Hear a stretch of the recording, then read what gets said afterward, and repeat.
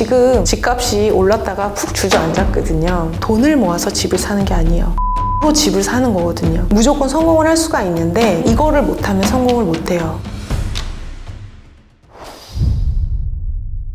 또 지금 부동산 하락한다고 그러잖아요. 아무도 관심이 없어. 우리가 돈을 벌려면 남들이 안 할 때 해야 되거든요. 근데 우리는 본성이 오르면 사고 싶고 떨어지면 팔고 싶고 남들이 할 때 같이 하고 싶은 게 본성이에요. 말로는 떨어지면 산다 그러는데 떨어지면 무서워서 못 사요. 본능이 하는 대로 하면 부자가 되는 길은 어렵습니다. 1988년 7월 영국에서 석유 시추선이 화재가 났습니다. 거기에 타고 있었던 사람이 168명이었는데 이 중에 앤디 모칸이라는 사람이 있었어요. 자다가 일어나서 나왔더니 시뻘건 불이 펄펄 타고 있는 거예요. 아, 여기 있으면 죽겠구나. 그리고 뛰어내리려고 바다 밑을 봤더니 바다 밑에가 시커먼 거예요. 뛰어내려도 구조를 빨리 받지 못하면 죽는다. 그렇다고 배에 타고 있으면 어떻게 됩니까? 반드시 죽어요. 시간의 차이만 있을 뿐이에요. 그럼 이 둘 중에서 확실한 죽음이냐, 혹시 살아남을지도 모르는 그 가능성에 베팅을 할 것인가 했을 때 혼자 뛰어내렸어요. 이 사람이 168명 중에 살아남은 한 명, 유일한 생존자입니다. 그러면 나는 어떤가? 그때 월급이 적을 때는 180 뭐 이랬던 것 같아요. 일요일 밤이 되면 우울해서 잠이 안 와. 나 일주일을 또 어떻게 지내야 되나? 미래도 없는데 소득도 좀 많이 부족하고 상사가 너무 갈궈서 하는 일이 나랑 너무 안 맞아서 그대로 가면 1년, 2년 내가 살 수는 있지만 결국은 끝으로 가면 죽어. 내가 원하는 삶이 아니에요. 사실 경매하면 무서워요. 경매 사고 났다는 뉴스도 많이 나오고 또 명도하면 안 나간다고 막 나한테 악쓰고 막 힘들게 하면 어떡하나? 이 경매도 무섭고 가난도 무서워. 이 두 개를 비교를 했더니 내가 타고 있는 배는 불타는 배더라고요. 이렇게 계속 사면 반드시 가난해. 반드시 죽어. 만약에 내가 경매를 했을 때는 살 수도 있고 죽을 수도 있다라는 이 두 가지 갈림길에서 현실이 훨씬 더 두려웠었어요. 경매보다. 그럼 뛰어내려야겠구나. 우리 하늘을 나는 새들 보잖아요. 둥지에서 살다가 어느 날 하루는 뛰어내려야 돼요. 못 날면 어떡하지? 뛰어내렸는데 못 날아서 땅에 떨어지면 어떡하지? 그런 두려움이 왜 없겠어요? 근데 다 뛰어내리거든요. 그 지금 날아다니는 애들은 한 번은 다 뛰어내린 애들이에요. 처음에 내가 성공할 수 있을지 없을지 모르는 상황에서 죽음의 공포를 느껴요. 사람들이. 우리의 본능은 부자가 되는 게 본능이 아니고 실제로는 안 죽고 아무런 위험 없이 그냥저냥 생존의 위협이 없이 사는 게 목표예요. 남들이 살 때 같이 사고 싶고 떨어지면 팔고 싶어. 원래는 투자는 남들이 살 때 안 사고 남들이 팔 때 살 수 있어야 돼요. 지금 집값이 올랐다가 푹 주저앉았거든요. 지금이라고 생각합니다. 지금 경매하기가 좋아요. 그 이자 오르는 거 생각하고 싸게 사면 되거든요. 경매는 내가 가격을 결정하니까. 근데 더 떨어지면 하면 더 좋지 않을까요? 이런 얘기 하시는데 경매는 부동산 시장의 평균치랑은 전혀 관계가 없어요. 수익을 내는 거는. 경매는 매수자가 경쟁을 하는 시장인데 매수자들이 전투 의욕이 없을 때 해야지 싸게 낙찰돼요. 아무도 입찰을 안 하는 그 시기에 나중에 더 떨어지면은 시세는 더 낮아질 수가 있는데 경매로 낙찰을 더 싸게 받는다는 보장이 없는 거예요. 지금 규제가 있어서 다주택자는 입찰하기가 힘들거든요. 취득세 중과받고 대출이 안 나와요. 무주택자는 나오거든요. 무주택자들이 입찰을 하면 지역에 따라서 낙찰가가 70% 정도 되는 건 그렇게 어렵지 않아요. 저희 수강생분이 3억 4천짜리 빌라를 2천만 원 입찰했는데 대출이 2억 정도 나왔거든요. 그게 전세가 3억 하거든요. 지금 전세도 빠지고 매매도 빠지는데 경매로 2억 2천에 받으면은 절대 손해를 보지 않습니다. 시장의 흐름을 보고 하락장에서 이미 떨어진 금액을 보고 입찰을 한단 말이에요. 7억짜리 아파트가 있었는데 시세가 하락을 해서 5억 5천에 나온 거예요. 그걸 보고 그 밑으로 입찰을 해요. 그러면은 손해를 보기가 어렵죠. 그래서 지금 경매하기가 좋아요.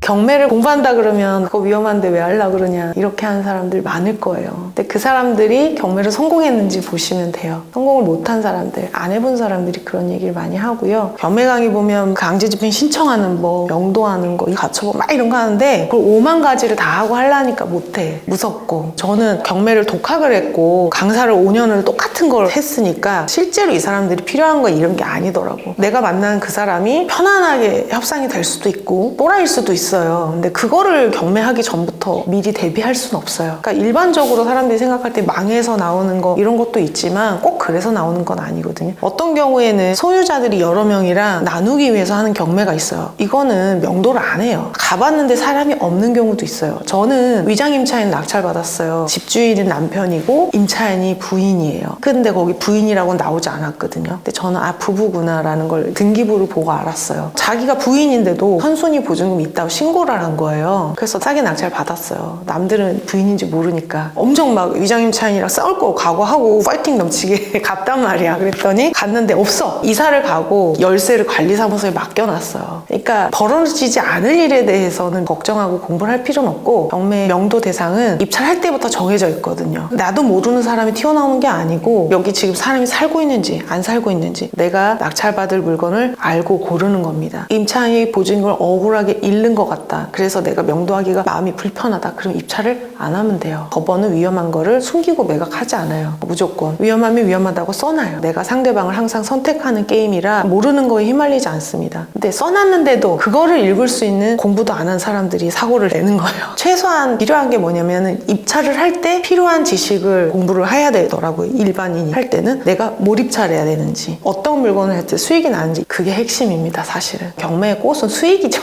이미 사태는 벌어졌어요. 누군가가 돈을 빌렸고 갚지 않았어. 가난한 사람, 힘들게 사는 사람 내가 쫓아내는 거 아닌가? 재산이 없으면 경매로 나오지 않습니다. 법원이 봤을 때 얘가 돈을 빌렸고 얘는 돈을 받아야 되는데 재산이 있는데 안 갚아. 그러니까 강제로 팔아서 갚아주는 게 경매예요. 그래서 법원이 놔두지 않습니다. 도와줍니다. 낙찰 받았는데도 못 쓰면 이 사람 내보내줄게. 다 절차가 준비가 돼 있고, 물건을 잘못 받은 게 아니면 뒷과정은 그냥 무조건 돼요. 사람이요, 세 종류가 있는 것 같아요. 태양 같은 사람은 스스로 동기부여해서 나간 사람입니다. 그리고 달 같은 사람은 남이 도와주면 할 수 있는 사람. 그 다음에 블랙홀 같은 사람은 남의 동기부여에도 움직이지 않는 사람. 대부분의 사람들은 블랙홀 같거나 달 같은 사람이 많아요. 이 달 같은 사람들이 경매를 했을 때 남의 도움을 받으면 할 수가 있습니다. 내가 동기부여가 혼자 안 되면 다른 사람의 동기부여를 받을 수 있는 그런 사람이 돼야 돼요. 그리고 또 사람이 움직이는 건 세 가지가 있는데, 욕심이 있어야 되고 두려움도 있어야 돼요. 그리고 또 실행력. 이 세 가지. 실제로 경매는 어떤 사람이 성공할 수 있냐면은, 경매 물건을 스스로 검색하고 임장하고 입찰할 수 있는 사람은 무조건 성공을 할 수가 있는데, 이거를 못하면 성공을 못해요. 실제로 제가 수강생분들한테 현장 좀 가보시라고 조도 짜주고 어떻게 다녀오라고 그림도 그려주면 60 몇 명 중에 10명도 안 가요. 선생님 전 시간이 없어서 못했어요. 몸이 피곤해서 못했어요. 바빠서 못했어요. 그러면 그 이유 때문에 성공하기 힘든 거예요. 바빠도 해야 되고요. 시간 없어도 해야 돼요. 그걸 할 수 있으면 할 수 있습니다. 스스로 물건을 고르고 입찰하고 임장하고 누구나 할 수 있는 거잖아요. 정년이 없고 구애가 없기 때문에 사실 자기가 노력만 하면 누구나 할 수 있는 건데 아무나 안 하더라고요. 폐차를 계속하면서도 할 수 있는 사람이 많이 없어요. 폐차를 많이 하면 포기하게 돼요. 되겠나 이런 생각. 아까 168명 중에 1명이 뛰어내렸다고 하는데, 특별한 사람이 그게 특별한 사람이더라고요. 내가 반드시 해야 될 이유가 있다라고 하는 사람들은 성공할 수 있습니다. 제가 제일 기억나는 거는 50대 수강생이에요. 가게를 운영하시는 분인데 임대주택에 계셨었어요. 그래서 층간소음이 너무 심했던 거예요. 낮에는 애들이 뛰고 새벽에는 노인분이 뭘 자꾸 떨어뜨린대요. 5시부터. 근데 따님이 층간소음 때문에 너무 스트레스를 받아서 집에서 잠을 못 자는 거예요. 그래서 조금 조용히 해주시면 어떻겠냐라고 부드럽게 말씀도 드리고 실내화도 드렸대. 안 신으신대요. 우리 서로 이사갈 형편도 아닌데 그냥 잘 지내시죠? 이렇게 얘기를 했대요. 그래서 가만 생각해봤더니 왜 나는 여기 계속 살아야 하지? 나 여기서 살면 부자는 못 되겠구나, 이런 생각이 드셨대요. 그래서 집을 마련해야겠다. 그래, 경매로 하면 좀 싸게 하지 않을까? 근데 내가 지금 버는 이 소득으로 이자 내고 뭐 하고 하면 집을 마련할 수가 없을 것 같아서 되게 황당한 계획이었는데요. 이제 집을 낙찰받아서 1층에를 전세 주고 전세가에 낙찰을 받겠다, 이런 계획을 세우신 거예요. 종잣돈이 5천만 원 있으셨는데 2억 4천만 원의 낙찰을 받으셨어요. 층간소음이 없는 집에서 살겠다. 밑에는 3천에 90만 원 월세를 주시고 본인이 위층에 들어가서 살고 계십니다. 그 시세가 지금 4억 정도 한다고 해요. 되게 좋아요. 테라스가 있는 복층 빌라거든요. 나가서 보면 강이 막 흘러요.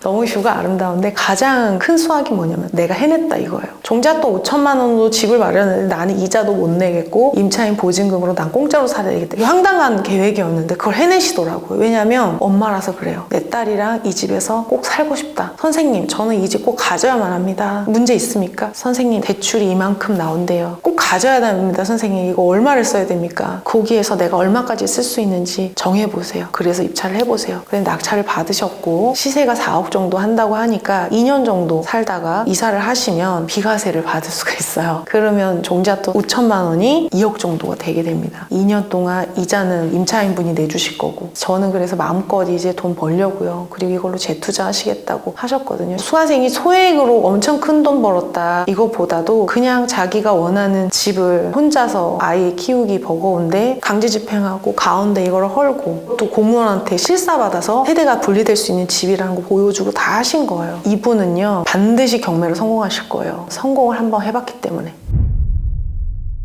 제일 말이 안 되는 게 초보가 소액으로 돈 번 게 제일 말이 안 돼요. 초보는 종잣돈의 규모에 따라서 에너지에 따라서 큰 돈을 벌 수도 있고 작은 걸 할 수도 있는데 전래동화가 있어요. 벽시한톨이라고. 며느리한테 벽시 주면서 이거 귀한 벽시다 이렇게 했는데 세 며느리 중에 막내가 이 벽시로 참새를 잡아요. 그리고 이 참새를 가지고 알로 바꿔요. 그래서 이걸 병아리 키우고 닭이 됩니다. 이 닭이 또 알을 낳아서 병아리가 많아졌어. 이걸 키워가지고 새끼 돼지로 바꾸고 이 새끼 돼지를 키워서 소로 바꾸고 이 소를 가지고 논을 사고 이 사람이 뭘로 부자가 됐냐면 자산을 산 거예요. 벽시 한 톨로 늘어날 수 있는 거를 산 거더라고요. 아무것도 없는 사람이 자산이 늘어나는 플랜이더라고요. 벽시 한 톨로 소는 못 사지만 참새로는 바꿀 수가 있어요. 이 참새로 바꾸는 방법이 경매일 수 있습니다. 내가 갖고 있는 벽시 한 톨로 첫 시작 돈을 모아서 집을 사는 게 아니에요. 집으로 집을 사는 거거든요. 월급을 모아서 마레프를 못 사요. 마레프를 어떻게 사냐면 작은 집에서 올라타면서 내 자산도 모으고 내가 갖고 있는 집이 커지면서 이 자산을 계속 바꾸면서 내가 원하는 곳까지 갈 수가 있는데 사람들이 내가 저 정도의 집에서는 살고 싶다라는 목표가 있는데 마음에 안 들거든요. 내가 갖고 있는 돈으로. 집은 집으로 사는 거고 대출은 집을 팔 때 집이 갚는 거거든요. 2천만 원으로 5천만 원으로 자기 집을 마련하시고 성에는 안 차는 집일 수 있지만 이걸로 2년 비과세 받고 자산이 2천만 원인 사람이 1억이 된다면 그 1억으로는 할 수 있는 선택지가 더 많아지니까 다음 스텝 밟으시기가 더 수월해지실 거예요. 집은 용기로 사는 거더라고요. 돈이 있어도 용기가 없으면 살 수가 없는 거더라고요. 선택을 남이 도와줄 수는 없거든요. 근데 내 인생인데 남이 선택을 해주기를 기다려요. 나 좀 시켜줘. 그래서 뭐 하면 돼? 5천만 원 있는데. 제가 어떤 물건 좋다고 그러면 가서 막 입찰하시거든요. 제가 좋은 사람 소개는 시켜줄 수 있지만 결혼을 할지 말지는 자기가 만나보고 괜찮네? 이 판단은 해주셔야 되는데 저 누구랑 결혼하면 좋을까요? 이런 사람들이 많아요. 정말 많아. 거기서 벗어나야 됩니다. 이 경제적 자유는 정서적인 자유가 먼저인 것 같아요. 내가 스스로 판단하고 내가 이 정도 했는데도 실패한 거 내가 받아들일 수 있는 그 사람이 실제로 경제적으로 자유할 수 있는 것 같습니다. 여러분이 가난한 거는 여러분 잘못이 아닐 수도 있습니다. 노력을 안 해서 가난한 게 아닐 수도 있어요. 자본주의는 자본주의의 룰이 있는데 나 열심히 산다고 되는 게 아니었는데 이거를 게임이 끝날 때쯤에 알게 되는 거예요. 50대 넘어서. 내가 열심히 일을 하는데도 이것저것 했는데도 안 된다. 선택을 하셔야 돼요. 내가 이걸로 승부를 볼 것인가. 폐찰 몇 번 했다고 실패할 것 같으면 성공 못 해요. 저는 1년 만에 낙찰 받았거든요. 저는 혼자 해서 그랬어요. 저희 수강생들은 몇 개월이면 받아요. 누가 도와주면. 용기를 내셨으면 좋겠습니다. 경매로 삶이 바뀌는 사람이 한 명만 있어도 가치가 있다라고 생각합니다.